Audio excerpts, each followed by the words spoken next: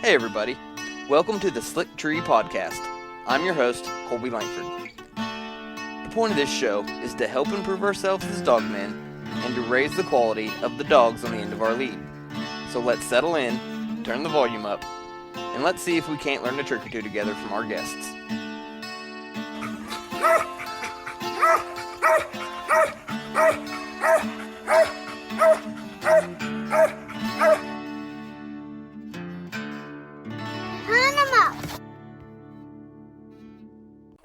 I guess probably where we ate more of the squirrel than any other place was over at the home place when we lived over there. We lived back over at the end of the road, kind of at the foot of a mountain, and there was a lot of natural timber, big oak timber and pine timber, and lots of squirrels back in them days. There wasn't too many deer, but they was deer, but you had to really hunt on a deer. Now you went south towards the game reserve, you got getting more deer, but we was about 10 miles from the game reserve, and we had more squirrels right there, to hunt. And some years that squirrels would migrate. Some years there'd be so many you didn't have to have much of a dog, but we had a good squirrel dog. Daddy always kept a good squirrel dog, and that was one of our main sources of meat: squirrels and hogs and deer. But we didn't. I never knowed my mom and dad buying any kind of meat out of a store, not even bacon or sausage. We always made our own sausage, and Daddy had a smokehouse. He'd cure that meat. Hogs, most time hogs get fat off the acorns, and he had a lot of hogs around home, what he called home hogs, and he'd butcher them old hogs, and we wouldn't butcher till November, because back in them days, I'm talking about back in the '60s, mid to early '60s. It seemed like it always got a lot colder in November than it does now. I mean, you could butcher a hog, you could kill a hog and hang it up. You might let it hang outside for 2 or 3 days because you wouldn't. And that was good because we didn't have no electricity. We lived. I mean, we was hillbillies now, and we lived back there. And of course, it was a good life a lot. But I was on a life with you, but we butcher them hogs. You let them hang in a tree for sometime 2 or 3 days, and then Daddy would quarter them up. He had a smokehouse, and he'd put them on salt, and he'd salt them down and leave them on salt for about 8 to 10 days, sometime 2 weeks. And he'd take and wash the salt off. And at one end of the smokehouse, he had a place he smoked the meat. He'd hang that meat and he'd smoke it. Seemed to me like he'd smoke it for about 2 weeks, but this day and time, I've got a smoker that all the smoke's enclosed, and I can smoke it about 10 hours, and it'll be golden brown. It'll be different. But he lost more smoke out the cracks of that old smokehouse than got on the meat. But that was one of our breakfasts, and then we ate lots of squirrels. We ate lots of squirrels back in them days. The limit on squirrels was 6, and I'll have to tell y'all about an old man that squirrel hunted over here when we got to get through telling about how we fixed the squirrels. Mama fixed them squirrels 2 or 3 different ways, and I later found out. We didn't cull nothing. If he was an old squirrel, we didn't throw him away. We ate him. And them old squirrels, Mom would put them in a pot and boil them, and until they started kind of tenderize them, and then she'd take them out of that pot and roll them in a batter. And I don't know, I guess just flour and salt and pepper. I don't know, but she'd roll them in that batter, and she'd fry them, and they was as good as the young squirrels. And another thing was awful popular back in them days, and I really don't even care much about them now, was dumplings, squirrel and dumplings. Mm-hmm. She'd take them old squirrels and make squirrel and dumplings out of them. And of course we all liked them because that was all we knew, and I really don't care much about it. Now I like the squirrels in the dumplings and the juice, but I don't, the dumpling itself, I don't care much for it. But anyway, we survived. We had a good life. We might not have realized it back then, but we didn't have no electricity. I remember that old house laying there in the window with my head stuck in the window, just hoping for a little cool breeze to come through in July and August, But one time there, Daddy and them, they was going over next close to the game reserve, trying to kill a deer, and I guess I was about 7 or 8 years old, and I wanted to go with them. So Dad said, well, let's lay down and take a nap and you'll feel a lot better when you wake up. And I thought, I'm not going to go to sleep because if I go to sleep, they'll slip off from me. Well, that was the whole idea of the whole thing, and sure enough, I went to sleep. When I woke up, they was gone. And I was really aggravated. But there's three of them went over and they brought 3 deer home, one apiece, and that was really, we had cattle, but we never butchered. I can't never remember when we lived at the home place butchering any cattle. And you might say, well, if you didn't have electricity, how'd you keep that meat? Well, Mama canned it. She'd can that meat. She had a pressure cooker, and if it was in the hot weather or winter time in fall of the year, if it wasn't very cold, she'd can it. She'd put it in pressure jars and can it, and it's good. And I like it to this day, that canned meat. But the squirrels, that was probably the most we probably relied on them because you didn't have to keep them in the refrigerator. There's so many of them. You could go out and be gone an hour and have you a good mess of squirrels, and come back. But still, even today, my favorite on the squirrels is them good young, about half grown ones, deep prime, and that's where Mama cooked them back in. But like I say, Daddy had cattle, but we didn't eat no beef. I mean, cattle was to sell, and deer and squirrels was to eat. Yeah. And hogs, we butchered a lot of hogs. But it was a good time, and like I say, you didn't have to worry about putting a refrigerate your squirrels because the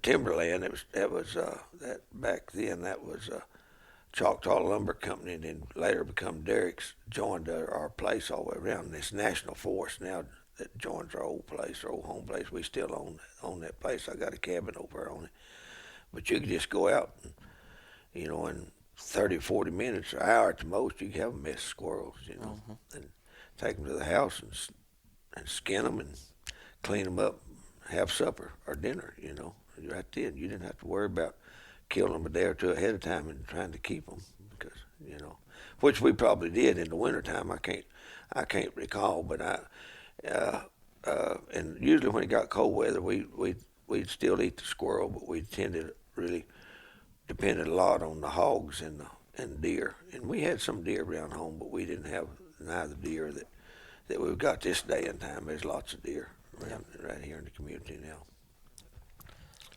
Well, everybody, you are listening to the Slick Tree Podcast. I'm your host, Colby Langford, and today, again, I've got my good friend Dale Toon with me. How are you today, Dale? Oh, I'm doing good. Good, I guess. I'm still a kicking. Me and some friends of mine are back here at the Wild Boar Ridge Hunting Ranch, and man, Dale, every time I come down here, this place is just special. I mean, we were sitting out on the porch last night, and just the thunder. We had a little bit of weather roll in, and just listen to the thunder down here is just it's just something different. This place is really special. Yeah, southeast Oklahoma. I've had some boys that lived in Colorado and goes to Colorado. They said southeast Oklahoma, northern McCurtain County is just a small version of Colorado. We got the hills and the timber and everything. You think of Oklahoma, you think of tumbleweeds and flat land, but it's not. I mean, you go southeast Oklahoma, we got lots of timber and lots of little hills. You mentioned not having any electric growing up, but it's been a few years now. But didn't you guys get a pretty bad ice storm and go without power for quite a while? Oh yeah. We had an ice storm. I think it was 11. No, it's 13. I believe it was 2013. We didn't have electricity for about a week or 10 days, but it didn't bother me. We really enjoyed it. I got an old wood cook stove in there in the kitchen. I got a double flue, and one side is a fireplace, and the other side is an old wood cook stove, and that was my mom and dad's. They bought it. They got it new back in the, gosh, I don't know. It's probably back in the 50s, and I finally got a chance to get my hands on it.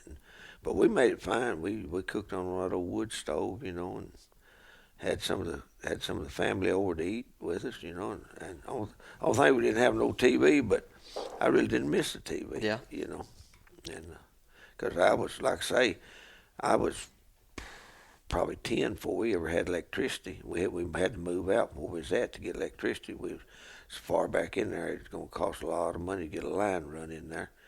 So we moved out and had some land farther out that had electricity by it, so we moved out and built a house on it. But it's still, though, there's lots of memories, that old home place. Yeah. It's a pretty special way to grow up. Pretty hard to run into anybody that's got a story similar to yours. Oh, is that right? Yeah, we didn't have we had one vehicle. And then later Dad bought an old '58 model 1-ton truck to haul cattle on. Had racks on it, but we had a Ford, an old Ford truck. Well, it wasn't old. Daddy bought it new. It was 65 or 66 model, and we'd in this day and time they'd write you a ticket, but we'd start to town, and Daddy and Mama and maybe my youngest sister, they'd ride in the front, and me and my two older sisters, if we went to town, a lot of times I wouldn't go because that'd be the time I'd got to go fishing, or we had a big old pond just over the hill from the house, had fish in it. But we went to town, or like went to go to church on Sunday, we'd stand up on them right in the corner, and Daddy had them factory-made racks on that old pickup, and we'd stand up, put your arms on one side, one on the other, stand up right in the corner, that wind blowing through your face, and we'd go to Mena. Mena's 30 miles away, and we'd go. That's where we bought a lot of our groceries, and we'd go to Mena. Us kids riding there in that back, sitting there. You couldn't even start to do that now. They'd stop you before you got started, Mm-hmm. And we had when we lived over, our Daddy had he always, in about every 2 or 3 years, he would order some white Leghorn hens, and there wasn't no. Well, I can remember when the first coyotes first come in this country. You had to worry about the gray fox and the red fox and the bobcats, but it wasn't no coyotes, And he had a pretty good sized chicken house, and he would let them chickens run out, this free ranging chicken. Of course, they always come in at nighttime and roost it, and in that house. That field be white with them white Leghorn chickens. But what I told you to tell you this. He'd go, and you couldn't even start to do that now. But there was an old mom and pop's grocery store just before you got into Mena. And Daddy would he'd take a crate of eggs. I'm talking about a big box of eggs, and he would trade them for groceries. Mm-hmm. And most of the time, he didn't have to put any money with it, He'd trade them eggs for groceries. Now you couldn't even sell eggs, without getting into it in the store like that. Most stores wouldn't even start to buy it. Yeah. You guys grow some sorghum and fix it up too, don't you? Oh yeah. I've got an old sorghum mill up here. It's a lot of hard work to it. I got the old press and everything from an old man lived over here named Vault, and his son. I told him we was going to try to grow sorghum. It's been 20 years ago, or maybe not quite that long, 15 years ago. And I was looking for a press, and he said, Dad's got his old press is sitting down there in the woods below the barn. And that old press, we had to go down, we had to take a saw and cut the saplings out of it. It growed up through it. But them press, they was made back in the day when they made stuff. You can take them press apart. They'll come, the rollers and everything, you can take them, disassemble them. And you'd think that them bolts, you never would have got them bolts and stuff loose, them set screws and bolts. But with a little WD-40 in a few minutes and a little elbow grease, we took it apart, and then brought it down here, and I built a stand to put it on, about 4 foot, and it's got the press, you either got to pull it, it goes round and round, it squeezes that juice out. The sorghum, and you either got to pull it with a horse or a tractor, and of course tractors are much faster this day and time. Everybody's in the fast lane. But now it's a lot of work, that sorghum, lots of work. But I just didn't want to see the old tradition die out. It just about died out in this country, in lots of places. And but you gotta get your ground ready, and then you go in there and you plant it, and then you got to keep it de-weeded and worked out. And then when fall, we usually plant about the 1st of May, and it come off about the second week in December. September, second week. And then, but you think, well, you get it planted, that's through, but that ain't all the work. You gotta go in there and strip all the leaves off of it, the blades, I guess you'd say blades. Strip it off. Oh, you wouldn't have to, but you lose too much of your juice if you don't, because when you run it through that press, them blades catch a lot of the juice and pulls it through. And then you got to top it. It's got a big head on it, kind of like maize or mallow. You know, you got to cut. You strip the blades off of it, and head it, then go in there and cut it, then haul it to the mill. I mean, there's lots of work. People want to come happy. They want to show up when you get ready to make it. They don't realize all the work's getting it to the mill. But they bring over at Smithville, a lot of times they'll bring the kids over for a field trip, you know, where they can kind of see how it's really made, and I think that's great because we're losing so many of our old ways, you know. And then you've got an evaporator set up down there too, don't you? Yeah. You strip the juice off, and I got it kind of up on it's downhill a little bit. It's gravity flow, and I built a far pit out of far tile, regular far tile. And then the first time tour I made, I found some old pans, and they had wood sides on them, and then I don't know what kind of metal it wasn't. It wasn't stainless or nothing like that. But but when you'd have to put water in there and let them boards kind of swell up a little. And then you took a dough batter, you know, and plugged all your holes with it, and you lost a lot of your juice. So finally, I got a boy over in Arkansas build me a pan. It's about 10 foot long, and it's got little runs in it. You know, when I say runs, they're about 6 inches wide. They got dividers all through it, and you block it off. You start at one end with your green, with your green. With your green juice, and then as it cooks, you just move it down, keep moving it down. You take good clean towels and block it off, keep it kind of a baffle system. Yeah, and you just work it down through there, and then at the far end down there, that's where that's where it comes out, and you gotta. It's art to it. You know, if you pull it too green, it'll mold on you. You can still eat it, but it'll mold on you. If you leave it too long, it's a taffy, turns to taffy, so it's kind of, I've cooked enough of it. Before my mom, dad passed, mom, she come over and dad, and they kind of told me how to, because they used to make it or help make it, but we got it, me and that boy, it helps me, we got it down pretty well right, we usually, and sometime we'll have a newcomer come on to watch, and he holler, you're going to scorch it. You got syrup, and I check it, and you ain't got syrup. You need to cook it another 2 or 3 minutes, That 2 or 3 minutes means a whole lot, And then 2 or 3 minutes too long means a whole lot. You got about a 3 or 4 minute period there to either, pull it or be too thick or won't be thick enough. It's art. It's art. It's an old dying, an old dying art. I don't do it for the money. If I did, I'd have to get $200 a gallon for it. As much time as I got in it, and I don't do it for the money. I just, if people come to help me, I usually give them a little syrup. I can't afford to pay nothing, because if you do, you done got a lot in it. But I usually give them syrup when it comes to help. And that's all they expect if they come help. They enjoy it, But, well, you've hinted at this story, but I haven't got to hear it from you yet. What happened the other day over at the river? Oh, I run my cattle out on National Forest in the spring, but I hadn't turned them out yet. But me and Tabitha, my wife, we bought 120 acres back over on the edge of the mountains. Pretty good land, and I cleared it up. I didn't take all the trees off of it. I left scattered trees over it, but I put a fence around it, and I needed a place to bring my cattle into when the grazing season's over. And I got an old home place. I put part of them over there, but I ain't got enough room over there to put all of them. So I fenced that, and I had about I think it's 47 head over there that I brought in off National Forest.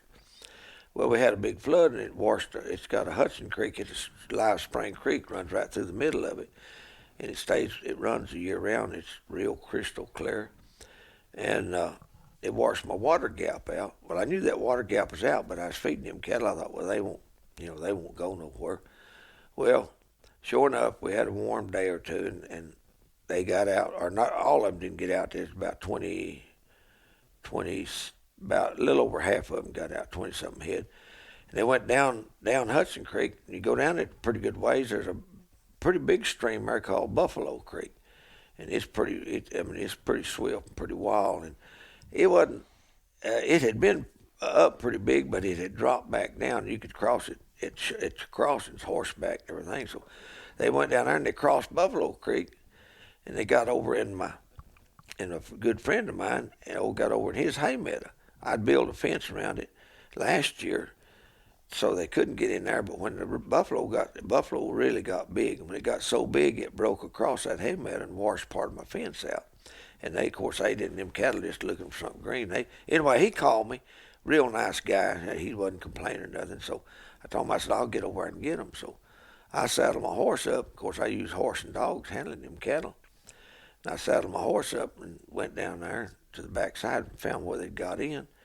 Rode in there, found them cattle. They'd left the hay meadow and went on up in the upper part of that field. But anyway, I bait them up, drove them down there, and trying to figure out where to cross at. Well, there was an old rock crossing. Oh, water's probably on that rock crossing. It's probably 3 foot deep, but it's swift, and right below it is sure enough swift, and it's a lot deeper.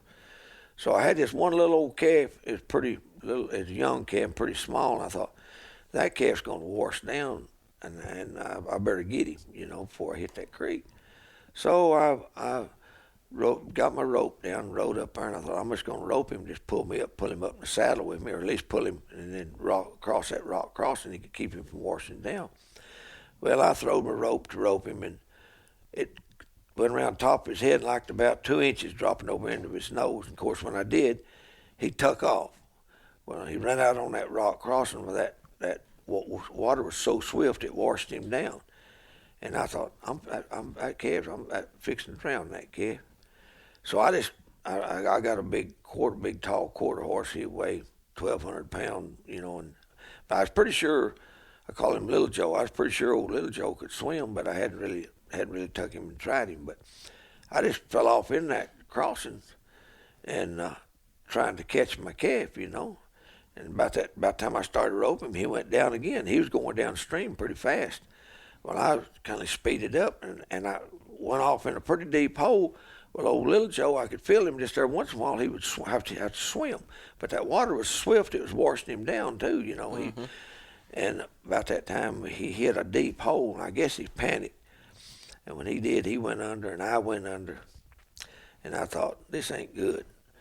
And he come up. When he come up out of that deep hole, he was really lunging, and I could feel my right foot in the stirrup. I just almost hung my foot in that stirrup, and I went to kicking, got loose, and he got out on the bank. Well, it was so swift. I mean, he was washing me down like nothing flat. And I tried to stand up, and it took me under again. I had my cowboy boots on, everything on. Lost my hat. It's up down Buffalo Creek somewhere. But finally, I thought, I'm fixing to drown if I don't just ride these waves. So I just started kind of riding the waves and paddling a little. And I went downstream probably, I don't know, 30, 40 yards, and finally drifted into the bank. And me was paddling a little bit too, and I was give out. I couldn't have went much farther. And lo and behold, I looked up there, and my dang calf had washed over to the side, and he was standing there just fine as he could be on the side he's supposed to be on.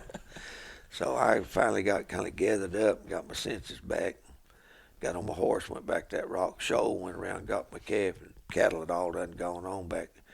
And I drove that calf. He could smell them cattle, and he kind of trailed them, and I drove him plumb up there about, probably half, 3/4 of a mile, and got him back with his mama. But that was a scary feeling. I just almost didn't make it. Yeah. I'm thankful I'm here today. You mentioned your dad's smokehouse growing up. Could you just tell me? I've kind of been looking into building a little smokehouse. Could you kind of just describe the layout of how his was set up? Well, it was about probably a 10 but maybe a 10 by 16. The rooms he had a divider in it, and on the south end of it, that was where he kept his meat after he got it cured. He had it insulated, everything, and that's where Mama kept her canned stuff. Keep it out there. And the other end was the regular. The other end was where he smoked the meat. And it had dirt floor. He didn't, you either need a concrete or dirt. You don't need no wooden floor, especially. You burn it down. I'd prefer if I was going to build one just to smoke. I'd build one out of to have a wooden floor. I mean a dirt floor. But on like I say, on one end of it, he put the meat, and I tell you, I didn't tell you what we done after he got it smoked. I'll tell you what he done with the meat. On the end that the smokehouse on, he had a meat box. Had a screen over it in case there's flies or anything got to fly. If it warmed up, because you'll have warm days even in the wintertime every once in a while, more so now than you did back then. But he had this meat box, and he'd salt his meat down, put it in there and salt it down, leave it on salt for, like I say, for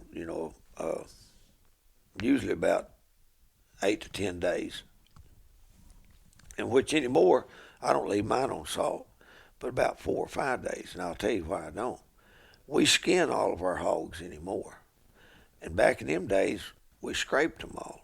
Dad took a 55-gallon barrel and he buried it in the ground at a sloping up, and he'd put water in there and he'd build a fire up around it. And then he'd take boards and build a table right out front to pull them hogs out on. And we'd stick them hogs down in there, and you'd roll them in that barrel. He had it down in the barrel enough that the barrel wouldn't move. You'd roll them, and when that hair went slipping just right, you'd jerk them out, turn them around, put the other half in there. And we scraped all of them, and there's an art to scraping them too. You got to have your water so hot. If you get it too hot, you're in trouble. You put them in there and it's too hot, you'll set the hair, and then it will not. You'll end up having to shave it off. But the way Daddy never used a temperature. A thermometer. He had an old method he used. He'd take his fingers and just stick his hand in there, and just his fingers, and 1, 2, 3, and the third time it'd almost burn him. He just, it was ready. You stuck them in there right then. If you could put it in there and it wouldn't, it didn't almost burn you the third time. You had to let it go a little bit. You put it in there and it's so hot you couldn't go the third time. You better get some cold water and cool it off a little bit. But anyway, back to that, he would scrape them hogs, and that's the reason he left them on salt so long. And he would take them off salt and wash them down, getting all that salty brine off of them. Then he'd hang them and he'd smoke them till they got golden brown. And then he'd take it, and back in the fruit room where Mama kept her canned stuff, he had a big clean box in there, a real clean box.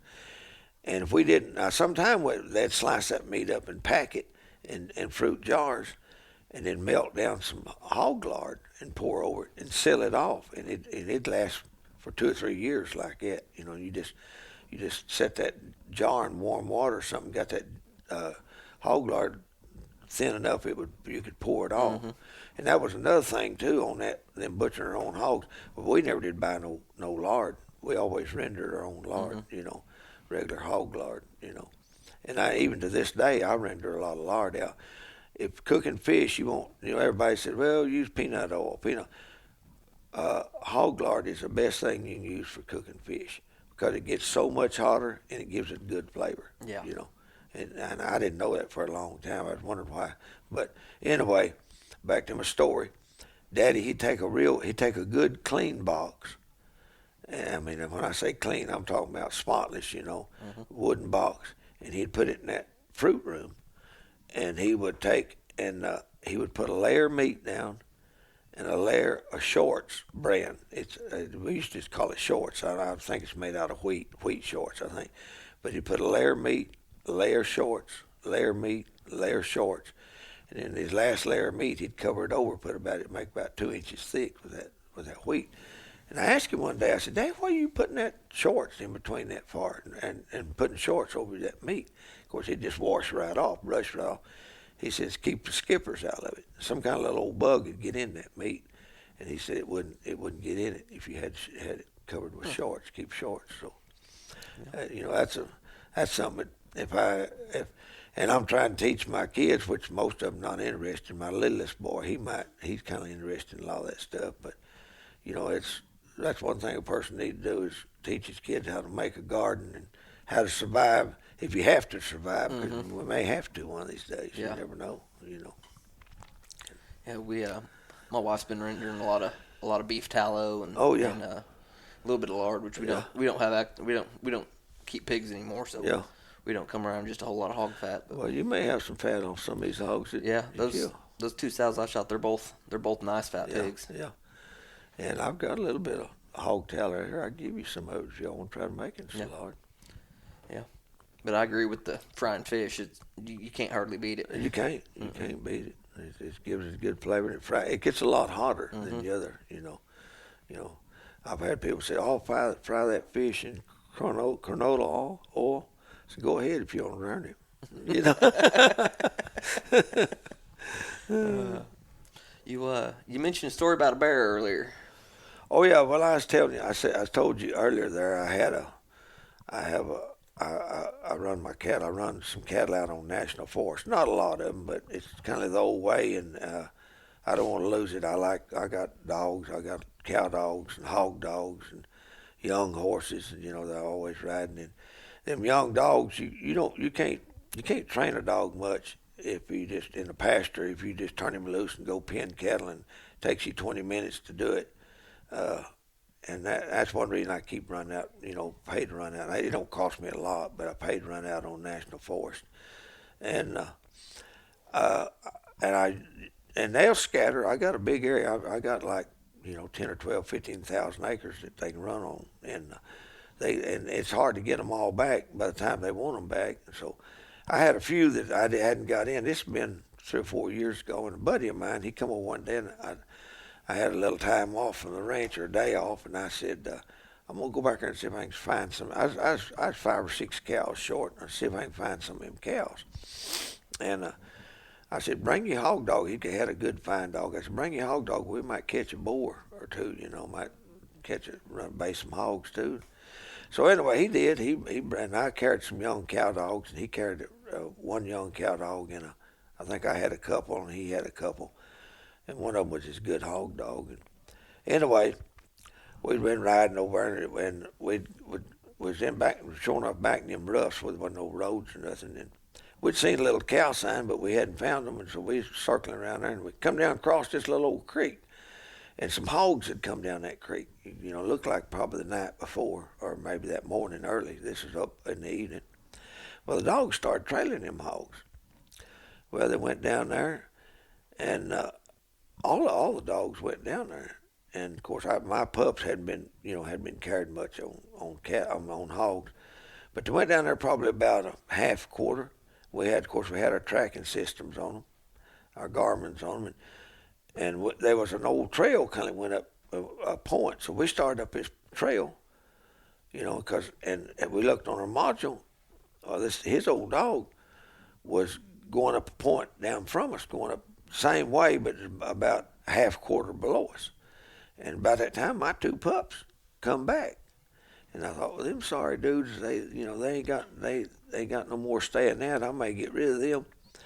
Well, we started on up that point. I said, let's just go on to the top of this point. I said, these 2 points runs into the top of that main ridge, and I said, we'll ride down that ridge. I said, ain't no use us trying to go across this another point or two between him, us, and the dogs. We just started on up that point. About that time, his old dog went to baying. And I said, and I really got mad at my dogs then, I thought he bayed him. But we started to him. Of course, pups heard him. They went down there and they went to baying. But them dogs wasn't baying right. They didn't sound right, They'd bay pretty hard, and then they just shut up, and in a little bit they'd go back to bed again. I thought, hey, something ain't right here. So we rode on down there, and we rode up there, and Dustin was the boys with me. We rode up there, and there was a pine. There's some big pine timber. Well, we was in the wilderness area. There's some big pine timber in there. I mean, huge pine timber. And one of them had blew over, and there's a clay root probably sticking 5 or 6 foot in the air where it blew, when a tree blew over, you know. And right up in that clay root, well, Dustin went around one side. He went around the west side of that clay root, and I started around the east. I thought there was a hog probably backed up against that clay root. Well, when I got around where I could see, the ground was just clean out there, and I thought, that's an old sow got baby pigs, you know. And about that time, Dustin said, there's a big old hole in the ground right against this clay root, and it goes in under that tree. It's a big old hole. And he said, I think there's something in it. When he said that, I just started riding around there, and I still thought it was a hog. I told him, I bet that's an old sow down in the ground with baby pigs. So I got my ladder rope out. I thought, I was ready. I rode up there. I don't know how far it is here at the end of that table, probably 10 foot, 10 foot from that hole, no more than 10 foot. And I was riding that same horse that I was riding in the water the other day. I was sitting there at that rope looking. I said, I don't know. And Dustin said, there's something in that hole, I'm pretty sure. And about that time, I seen that old big bear turn his head, And I said, it's a bear. And before I could get bear out, Dustin said, and he's a-coming out. And that son of a gun came out. He liked to run over me and my horse. And I'd always said, if I ever got the opportunity, I was going to rope one of them. And I had the opportunity then, but you know what was the last thing on my mind? It's getting the heck out of here. But we had them 4 dogs, and he'd come out around that clay root, and them dogs was right on him. And I mean, he was big. He was a big one now. And they run him down there, and they treed him. He went treeing, and we took off down, not very far, and he was climbing that tree. He'd reach up there with his front legs and stick them claws in there and pull himself up. He climbed up in that tree about probably, I don't want to exaggerate, but at least 50 or 60 foot, up in that tree, and there's a fork up there. He climbed up there and he sat down right in that fork. And so I told Dustin, I said, we better get these dogs and get out of here. I had a pup or two, and I said, he's liable to come down that tree, and if them dogs right on him, he's liable to kill one of them pups because an old bear is powerful. One good slap, and they can, or one good bite through the head, and they can kill them, So we called our dogs, and we headed back up through there. And I turned around and looked, and I heard something. I turned around and looked, and that bear had come out of that fork. And right after he come out of that fork, he just wrapped both legs around, all 4 legs around that pine tree, and just zoom right to the ground the way he went. Of course, dogs never seen him. So I told Dustin, I said, let's go back up there. We didn't know where the boar or sow bear, I said, let's go back up there. They may be something in that. I said, that may be an old sow. She may have a cub in there.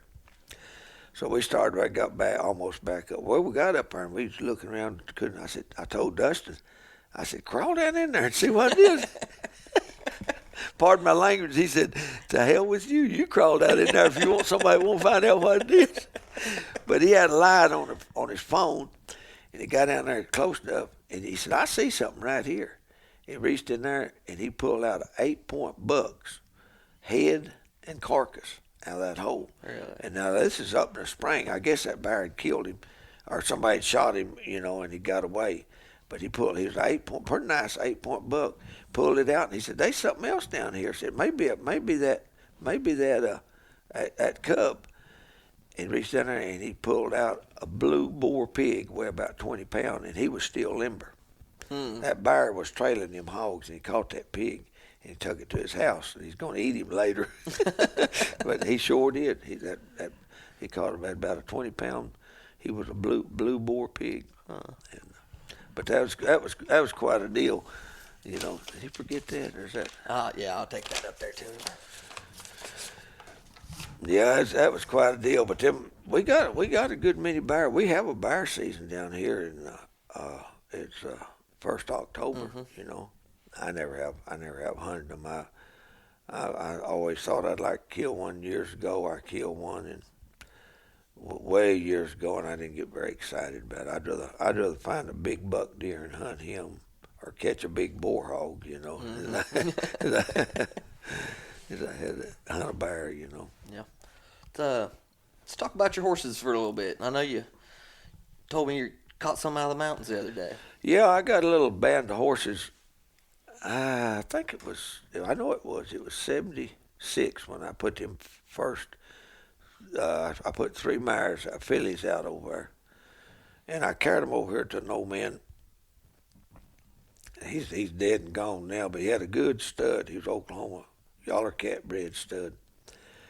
And I bred them, and then I just I used to have a place rented over there in the edge of them mountains, right the edge where they run. That spring of the year, them horses would come in there around that place, and I'd trap them. And I had after I bred to the the Oklahoma Star bred horse. I bought an old horse. He's an old crippled horse. He was a king bred horse, good bred horse, and I bred them horses to him, and kept him for a couple of years. And I was upgrading my horses all the time, and then after he was he got that old horse got to having he's got swell ankles and stuff got swelling. I think he was having trouble with his kidneys. He wasn't getting rid of all his water. Finally, I sold him, and I bought a Pocawina and 3-bar stud. And and his colts were some of the easiest colts broke I ever had, and I turned them out. And anyway, kept him out for until he was fixing to start breeding his colts back, and I got rid of him. And then I leased a gray badger stud off a friend of mine, and I got one bunch of colts. And that's where the grays and the buckskin. I mean the grays come in, and they made good horses. That old horse I rode for years, he was out of his mama was out of one, and then later years I bought another stallion. He was our old mare, and I raised a stallion out of him, and he was Wagner. Let's see, he was Wagner, Oklahoma Star, and I believe Pocawina. His old foundation, but I never did turn him out. He was too good bred horse. We used him, boys used him, pick up on him rodeos, and I roped off of him, stuff like that. But anyway, them horses, after the gray badger stud, I got tied up, busy, and the horses wasn't worth much, and I just kind of started letting them go, you know, and they started kind of inbreeding, going downhill. But in 2006, the timber company moved us out off the range, and they started leasing it out for hunting. But them horses had been out there all that time, and I trapped some of them and sold them. And then it got where I carried a colt to sell. The last one I decided to quit trapping, I carried a coming year old colt to sell. This is back in probably 07 or 08.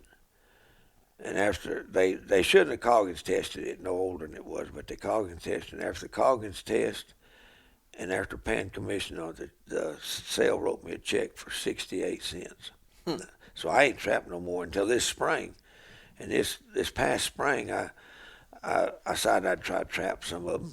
And first thing, you got to get them eating, you know, or licking salt. In the spring of the year, they like salt and green stuff. And I got these coming to eat salt. And I'd mix a little bit of feed in with the salt. And I set me a round pin up with a round pin gate on it and fixed me a trigger and stuff. And I ended up catching, well, altogether, I think I caught about a dozen of them. And I caught one stallion. He was about a 4-year-old, pretty nice horse. And my oldest son, he wanted him to break, and he broke that dude, and he broke out good. But one day he got on him, and that dude throwed him and put him in the hospital. He stayed in the hospital. He busted his pelvis. So, and he'd never bucked when he was breaking him, and I don't know what made the horse buck, but anyway, he did. But they made good used horses. We trapped one over there one time, and I trapped him about the same way as two little young stallions running together. And them boys, that's when them boys was riding saddle bronc horses. And they had a mare she was broke, but you could flank her and practice mare. And we seen these young studs out in this new plantation. And I went home, got a pen, set a pen up, and took that mare over and put in that pen for bait. And the first night I caught one, the second night I caught the other. And the second one that we caught, they both had made good horses, but when we was trying to break them to lead, that one was the gray horse. He was fighting the ropes on the bucking and everything around, and he fell and hit the pipe fence real hard and busted his kneecap, and he got when it healed back, it's twice as big as the other, so I sold him. But the other, it's quite a story on that one. We call him let's see, what did they call him? My oldest son took him. I can't even forget what he called him now. But anyway, me and my buddy, we had 3 or 4 of them horses we had to castrate. And me and my buddy got this one down, he was about a 2-year-old. We got him down, stretched him out, and went to castrate him. When we cut in there to remove a testicle, he had a rupture, and I didn't know it. And his guts come out, about as big as 2 fists. So I told my buddy, he said, what are we going to do? And I said, there's only 2 things we can do. I said, we're either going to have to go to the house and get 30 and shoot him, or we're going to have to roll him up on his back, and I'm going to have to hold him, because we couldn't get the guts to go back in after they come out and hit air. They got bigger, swelled up a little. I said, I'm going to have to roll him up on his back. We're going to make that incision bigger. So he said, well, let's try that. I hate to kill him. So we rolled him up on his back and got the intestines out of the way and cut that hole, made it bigger, and cleaned them intestines up. I told him, I said, better be careful and don't twist one of them, because I said, he is a dead horse if you twist one of them. I said, he'll live 2 or 3 days and die. Anyway, we cleaned him up good and put him back in and stitched him up, let him up, I want to keep some. It's not Fitzbomb. Liddell had one. He'd come out of the mountains called Fitzbomb, but I can't think of what he named him. But anyway, back to my story. I told Liddell wanted him, and Liddell just a big old teenage boy. And I said, I fixed him a little old chute with some panels. I said, you give him a shot, a combotic, 7 days in a row. And I said, after the 7th day, if he's still alive, I said, he'll make it probably. And he got poor. Of course, he just didn't know nothing about eating, and Liddell ran him in there and gave him a shot, 7 days. And about the 8th day, you could tell he was doing better, and finally went to eat and made a heck of a horse. Liddell he made a big horse. He was 1,200 pounds. Liddell got him hooked in the back end one time, and Spider-Man's what they call him. And I told him, I said, we need to change. And the bull, it's an old bucking bull. There's bucking some bulls worth ring, and his bull wouldn't come out. And Liddell went to rope him, and he hit that horse in the back end. And ripped him open about scars. He has a good foot and that big muscle back there, and they sewed him up. And we didn't take him to the vet. We just sewed him up ourselves. But I told Liddell after that, I said, you need to change old Spider-Man's name to Lucky. I said, he's lucky he's alive, and then he's lucky that bull didn't kill him, But we didn't. He was still Spider-Man that's been 30 years ago, I guess, Mm-hmm. But anyway, I trapped some of them this winter. I trapped probably, in fact, I still got them out here. I got one little stud they was wild and crazy and tried to climb out. And I kept them up in the pen for about 2 weeks before I turned them out in the pasture. And this one colt went out there one day, and this little old yearling, he's about a year old, he come walking up there like he was wanting to smell of me. And I held my hand out, and he smelled my hand. And me and him's buddies now. I can just walk up to him anywhere. It's unreal how wild he was and how he tamed down. Now the mares, them older mares, some of them, they'll let you get within 20 feet of them, but they ain't gonna let you touch them. They ain't gonna let you touch them. What kind of method did you use to break your horses? Well, the best way, if you bring one in that ain't broke the lead, what I usually do, I usually take an inner tube, just a full inner tube. Don't cut it or nothing, just the inner tube. And I'll tie that inner tube to a tree or the fence. If you got a good fence, tie it to that good, and then put a halter on that horse and tie that halter to that inner tube. And just let him, and feed and water him there. It don't hurt to leave him there 2 or 3 days. Feed and water him right there. A lot of people try to starve them, but I don't. I go ahead and take care of them, feed and water them. And I want, and about after the second, sometimes the first day, but usually the second day, they'll lead. You untie them at the inner tube, they'll lead. And a lot of people, I have done it, but I hadn't. I've got the donkeys, but I just had never took time. Takes a little more time getting them up stuff. A lot of times you can tie them to a donkey, and a donkey will break them lead. But I use the inner tube to break them lead.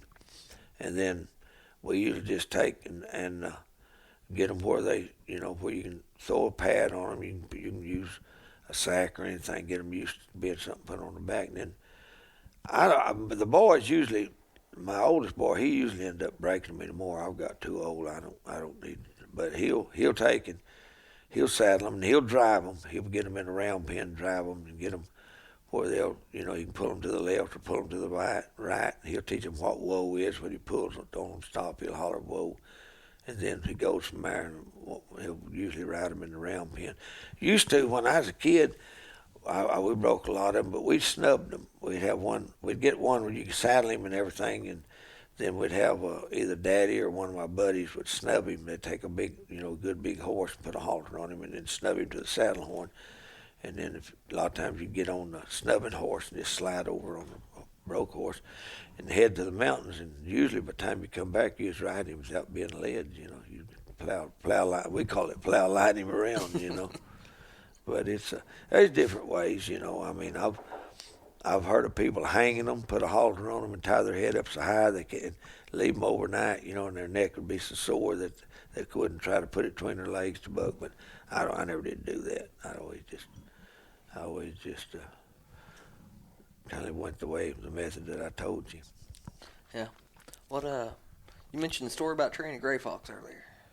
Oh yeah, that was back when we lived over at the old home place. And I told you a while ago about eating all the squirrels and everything. One day, me and Dad and I don't think we was a squirrel hunting. I think there's open range back in. We run our cattle and hogs both out, and just free ranging. And I think we'd back over at the foot of that little old mountain. Our place was right there, not far from that mountain. I think we'd back over there. I don't remember whether it was cow hunting or hog hunting, but we had this old dog that we trained all the pups with. And she was all around dog. She was a squirrel dog. She was a hog dog. She was a cow dog. You take her out at night time, she was a coon dog, But we was coming in, and it was pretty hot that day. We was coming around the north side of the field there. And all at once, this old bale, this old chip, she just tuck off of getting it. And about that time, she went treeing. She run about a good half quarter, because it's a quarter across that field there. And we wasn't in the field, but we was in the woods. She run about a half quarter and went treeing. And Dad said, well, she's got something treed, And we rode down there. There's a big old gray fox. The tree was leaning a little bit, but it was pretty much straight up. But it had some big limbs right down at the bottom. Kind of went up, just kind of like, well, if you needed to climb it, it'd been pretty easy to climb. You jumped up there and grabbed your limb and climb it. And that's the way that gray fox. She had that gray fox, and he was laying up there, and he was painting. I would never will forget. He had his tongue out, But she'd treed that. And them gray fox, I think Daddy killed it because he didn't. He had all them chickens, like I was telling you a while ago, and fox wasn't a very good friend to a farmer or a rancher. That was before the coyotes come in. But this day and time, it's like right here where I live. These coyotes, I've got a bunch of game chickens. I don't fight them or nothing. I just like to see them around the barn, and they scratch that manure down, and I like to hear them crow. But if there's anything besides a game chicken, they probably wouldn't make it. But them game chickens, I've seen them things just light out and fly, and fly 100 yards before they ever hit the ground, And a lot of people think they can't do that, but they definitely can. A short of game chicken can. I'll tell you about before I moved down there where I live now. It's just right north of our old home place. And before I moved down here and started the hunting ranch, I started it in 2001. But one day before I moved down there, I'd had a big hay barn down there, and I was hauling hay down here and putting it in that hay barn. And just before I got to my hay barn, I seen these cattle standing with their head up. You know, they was like, tell they was looking at something. So I had a bunch of free ranging hogs right here on the place. So I just eased up there, stayed behind that hay barn, stopped my truck, got out. I had a 22 Magnum. Got out that 22 Magnum, eased up there. And now this was quite a sight to see. I had a big old, she wasn't real big, but part Russian sow. She had 5 or 6 pigs. And she had them pigs in a wad. And this old big female, in a minute, I'll tell you how I know she's a female, and had this old big female cow, and it looked like it could have been a curry dog, a part dog. But that cow, we'll say as a cow, was doing her best to catch one of them pigs. And that sow, she would run that cow out there 20 feet, 30 feet, and then really go talking to them pigs and then go back to her pigs. And I thought to myself, I was trying to get around her where I could get a shot at her. And because I didn't want to shoot towards my cattle. That's what them cattle was looking at. And I thought sure that cow was going to catch one of them pigs before I could get her killed, before I could shoot her. But anyway, finally she run off out there a ways, and when she did, I popped her. And down she went. Now this is true. This is something I couldn't believe. And she was squirting from her back end. She was peeing right up in the air, you know, just laying there kicking. And this old sow seen her on the ground, and she run up there, and she was going to work her over. And she had that sow really literally had her mouth open and was just fixing to grab that coyote. And that dang coyote jumped up and run off. I guess just adrenaline or something, you know. But that's the honest truth. That sow run up there and she was just fixing to get a hold of her and really work her over in that cow. But I didn't lose no more pigs. See, I'd lost a pig or two. That's what it was. That sow had, I think she had 7 pigs, and I was down to 5. And I knew something was getting them, you know. Mm-hmm. But I didn't lose no more pigs after that. Well, Dale, I sure appreciate you agreeing to let me interview you again. Yeah. Well, I've had an exciting life. The last three-fourths of a century I've lived, almost 3/4. But I really, you know, I've been blessed. I've got a good family, and my health's still pretty good. And, you know, I'm fortunate enough to have good people like y'all to come by and spend part of my life with, you know. And everything I told you, I asked my wife. I said, should I tell him the truth or should I tell him some lies? So everything I told you is honest truth, and it happened just like it was. I mean, I ain't gonna make up nothing. I'm a type of guy. I like to deal and talk to people that when they tell you something, you can take it to the bank. It's that way. That's the way I was raised, you know. And my dad always said, if a man's word ain't no good, he ain't no good. And that's a lot of truth too. Yeah, I agree. Well, Dale, that's about all the time we got. Okay. I'll be looking forward to coming back. We'll have to do this again next year. Okay. All right. All right, everybody. Take care and keep wearing out that boot leather. Okay. I just want to give everyone that's listening a sincere thank you. Getting this podcast going has been a project. I really hope you're enjoying it, and if you don't mind, give the show a good rating and review wherever you're listening to it at, or share it on your social media to help get some traction. I appreciate it, and I'm looking forward to your feedback.